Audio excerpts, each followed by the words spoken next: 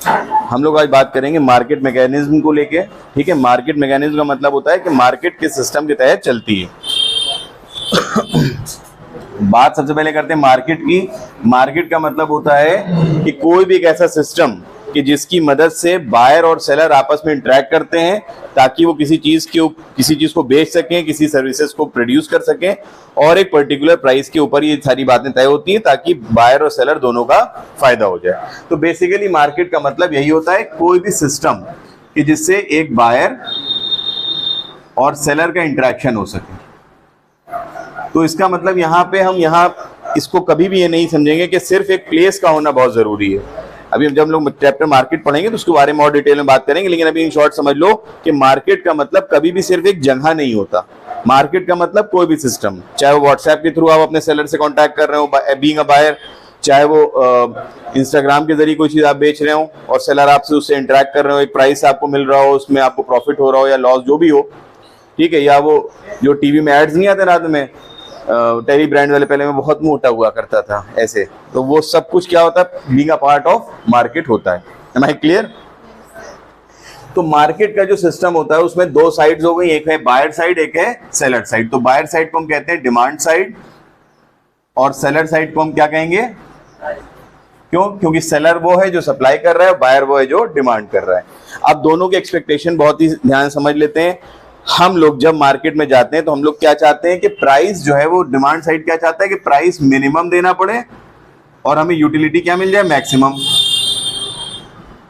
ठीक है, प्राइस हमें मिनिमम देना है और यूटिलिटी हमें मैक्सिमम। हम चाहते हैं जितना कम दाम पे मिल जाए, जितना सस्ता मिल जाए उतना अच्छा है। लेकिन सप्लायर साइड क्या चाहता है कि प्राइस जो उसको मिले वो मैक्सिमम हो और प्रॉफिट भी उसके वो क्या चाहता है, मैक्सिमम हो। तो ये मेन जो खेल हो रहा है वो किसका हो रहा है, प्राइस का। और बहुत सारे एक्सपेक्टेशंस होते हैं, लेकिन मेन खेल क्या है, प्राइस का। बायर हमेशा चाह रहा है कि वो कम से कम दाम दे, सेलर हमेशा चाह रहा है उसको ज्यादा से ज्यादा पैसे मिले। बस यही एक टसल है, यही एक लड़ाई है दोनों के बीच में। ये चाहते हैं, बायर चाहते हैं कि हमेशा दाम कम होता रहे और सेलर चाहते हैं कि दाम इनको बढ़ के मिलता रहे। क्लियर हो गया यहां तक बात? कोई दिक्कत तो नहीं है? और आपस में इन दोनों में इसी बात को लेके काफी टसल चलता रहता है और इसी चीज को क्या कहते हैं हम लोग, नेगोशिएशन। क्या कहते हैं? नेगोशिएशन। तो यहाँ पे प्रॉफिट मैक्सिमम करने के लिए क्या चाहिए इनको, कॉस्ट इनकी क्या होना चाहिए, मिनिमम। तो ये इन दोनों के बीच का जो टसल आएगा वो क्या कहलाएगा, नेगोशिएशंस।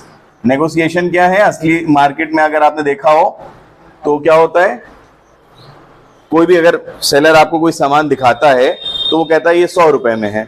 आप कहते हैं रेट सही करो भैया, वो कहते हैं अरे सही तो है रेट, बहुत बढ़िया रेट है। इतनी जल्दी नहीं गिरते बेटा, 50 में फौरन नहीं आते हैं। और हाँ, तो और आप जो है वो थोड़ा सा कैश बुक में ध्यान दीजिए। तो 100 रुपए में अगर मान ली सेलर ने कोई रेट कोट किया है तो बायर कहता है मुझे सही रेट लगाओ।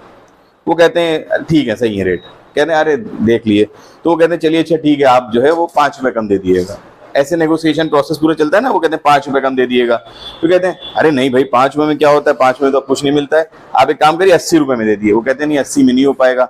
वो खैर बहुत देर बहस होती है, फिर वो कहते हैं 90, आप कहते हैं नहीं 80 ऊपर हम दे नहीं पाएंगे। फिर आप जैसी दुकान के बाहर निकलने लगते हैं, अगर उसके कॉस्ट उसके बजट में आ रहा होता है तो वो आपको रोक लेता है फौरन, अच्छा रुकिए आइए 85 रुपीज दे दिएगा बस। आप वो हमेशा चाहेगा कि आपके बोले हुए पैसों से ज्यादा रहें वो। तो ये जो डिफरेंस क्रिएटेड रहेगा, यही एक तरह का क्या कहलाता है, टसल रहता है डिमांड और सप्लाई के बीच में। अब मान लीजिए अगर आपका भी बजट अलाउ करता है और उसका अब मान लीजिए लिमिट खत्म हो गई है, तो वो कहता है कि साहब 85 से कम नहीं दे पाएंगे।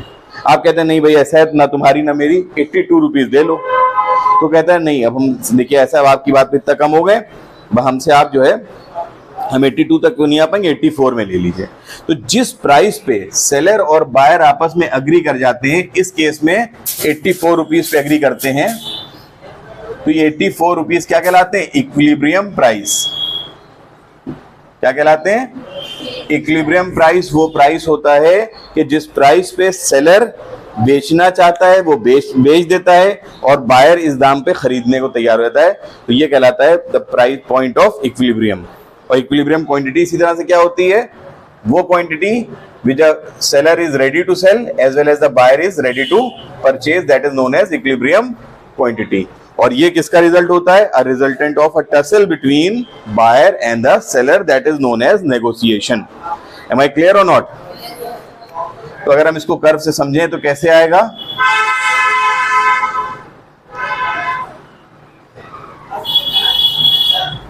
on y axis we are showing the prices, O is the origin, x axis shows the quantity, short में लिख रहा हूं,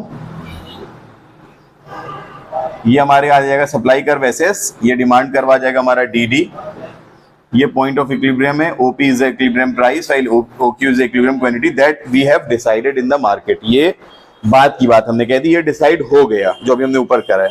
अगर इसकी सिचुएशन पहले देखते तो क्या निकल के आती, एट प्राइस P1 OP1 हमें क्या दिख रहा है कि डिमांड हमारी कम है और सप्लाई हमारी क्या है, ज्यादा है। तो जब भी कोई चीज ज्यादा होती मार्केट में उसका दाम क्या होता है, लगातार गिरता रहता है। तो यहां से प्राइसेस जो यहाँ पे थे वो गिरते हुए कहां तक आ जाएंगे, यहां तक आ जाएंगे, और कहां पे आगे रुकेंगे, जहां पे दोनों चीजें बराबर हो जाएंगी। तो जब भी कभी प्राइस इक्विलिब्रियम से ज्यादा होगा तो क्योंकि सप्लाई ज्यादा होगी तो दाम कम होते होते इक्विलिब्रियम पे आके रुक जाएंगे। इसी तरीके से अगर मान लो OP2 प्राइस होता तो इस केस में सप्लाई होती इतनी और डिमांड होती इतनी। तो जब डिमांड ज्यादा है और सप्लाई क्या है, इस केस में क्या हुआ था, सप्लाई ज्यादा थी डिमांड से तो प्राइसेस क्या हुए थे, गिर गए थे। और इस केस में क्या हो रहा है, demand is greater than supply, लोग मांग ज्यादा रहे हैं आपसे, ऑल लाओ, तो क्या होगा, चीजों के दाम बढ़ जाएंगे। बढ़ते बढ़ते कहां जाएंगे, जब तक बढ़ते रहेंगे जब तक कि वो पॉइंट ऑफ इक्विलिब्रियम पे रीच ना कर जाए। एम आई क्लियर और नॉट, पक्का? चलो ये हो गया तुम्हारा इक्विलिब्रियम का एक बेसिक सा डायग्राम। ऊपर वाली सिचुएशन को क्या कहेंगे, एक्सेस सप्लाई, नीचे वाली को क्या कहेंगे, एक्सेस डिमांड। कोई अगर पूछे कि एक्सेस डिमांड और सप्लाई को बताओ तो इसी कर्व को तुम बता सकते हो। फिर हम लोग आगे बात करते हैं, अब आता है change in demand and supply. अब अगर इन्हीं कर्व्स को लेके हम लोग की डिमांड और सप्लाई में चेंजेस आ जाएं तब क्या देखने को मिलता है। कोई चीज दे दो इस पे रख लें, मोबाइल वगैरह कुछ है, सीक्वेंस रहेगा तो ज्यादा अच्छा रहेगा, इसलिए हम थोड़ा सा बता दे रहे हैं। ये मिटा दे रहे हैं,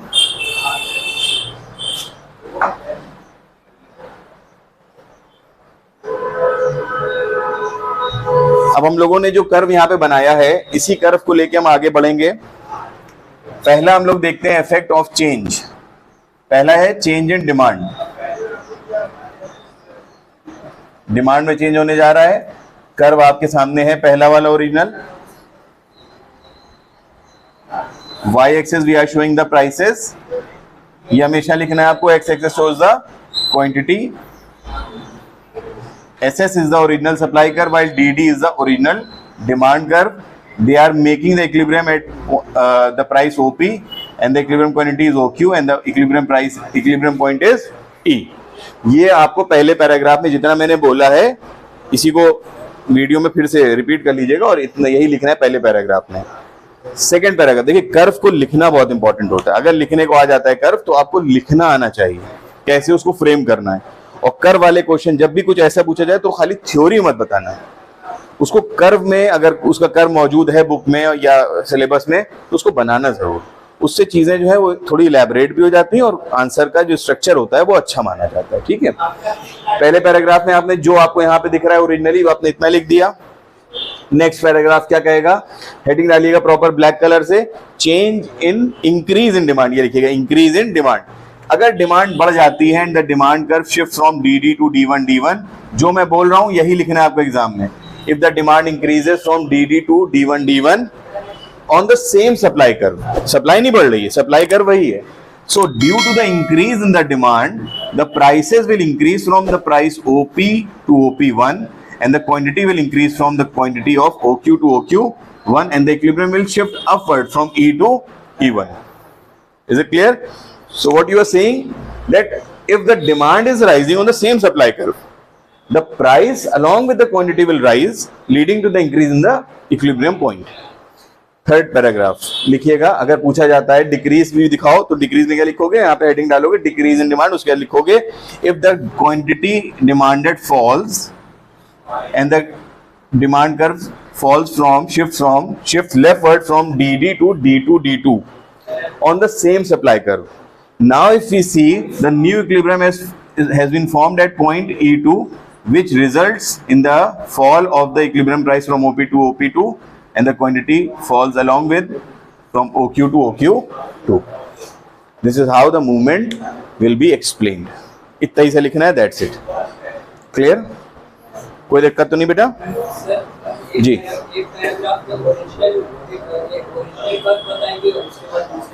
हाँ हाँ पक्का। तो इफेक्ट्स बाद में आप चाहे अलग से भी लिख सकते हैं। इफेक्ट्स क्या क्या देखने को मिलेंगे कि जब डिमांड बढ़ेगी तो प्राइस भी बढ़ेंगे और क्वांटिटी भी बढ़ेगी, और दूसरा इफेक्ट क्या देखने को मिल रहा है हमें, जब डिमांड कम होगी तो प्राइस भी कम होंगे और क्वांटिटी भी कम हो जाएगी। अब ये तो था इंक्रीज इन डिमांड, इंक्रीज और डिक्रीज इन डिमांड। यहां पे डिमांड का चेंज हमने देखा, इधर फिर से इसको मिटा दे रहे हैं हम।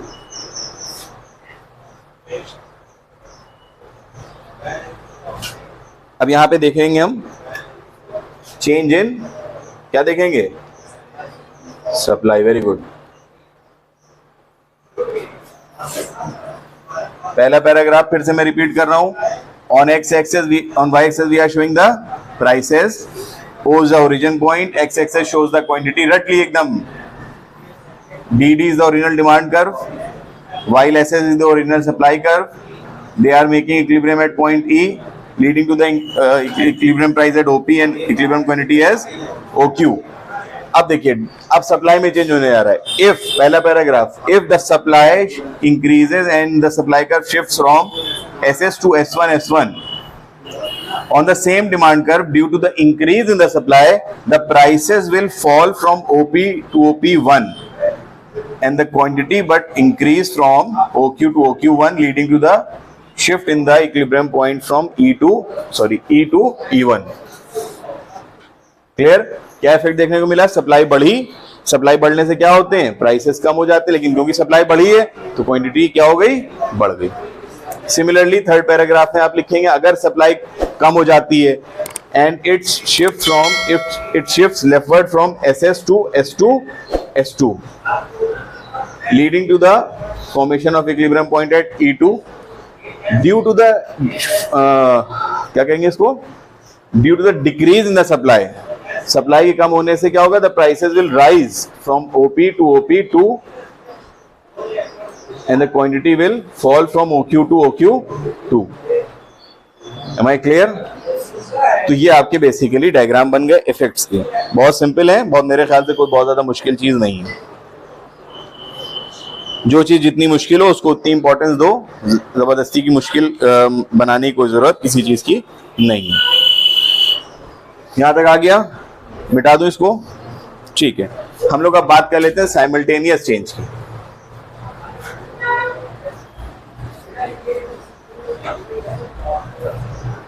साइमल्टेनियस चेंज की जो हम बात करेंगे,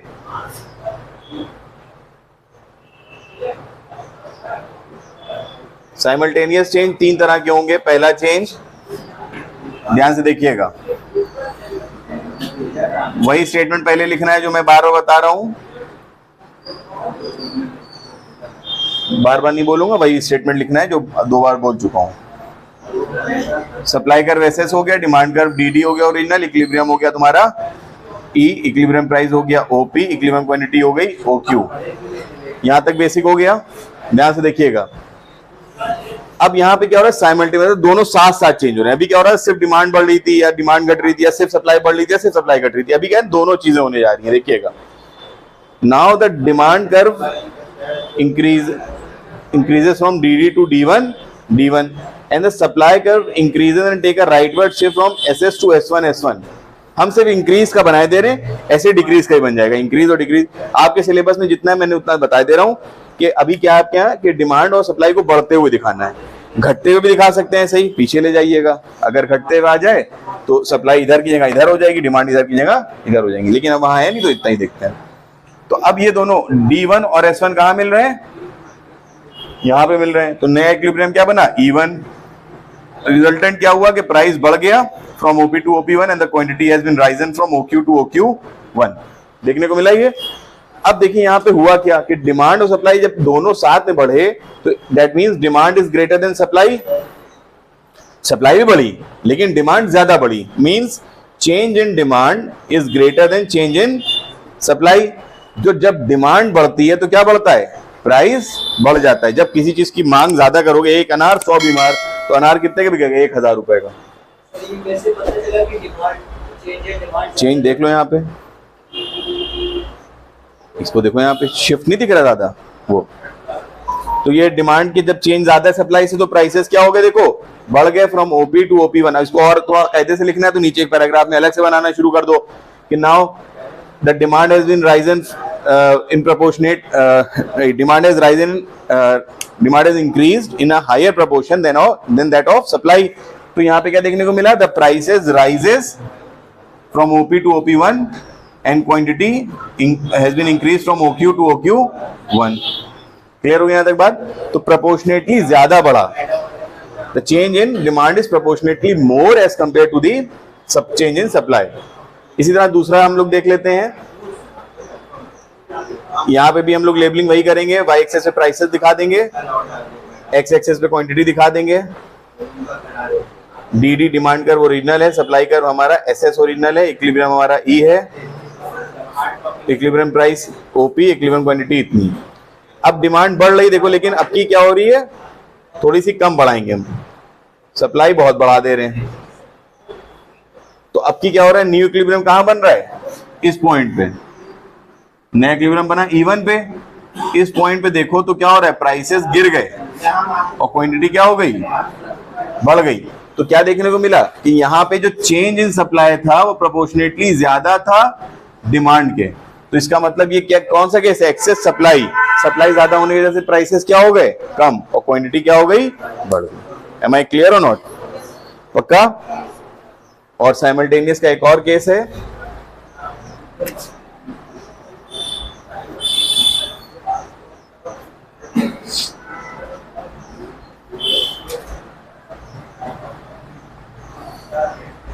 DD is the demand curve, SS is the supply curve, equilibrium बन रहा है तुम्हारा OP, इक्विलिब्रियम क्वांटिटी कितनी आ रही है? OQ, इक्विलिब्रियम आ रहा है इतना।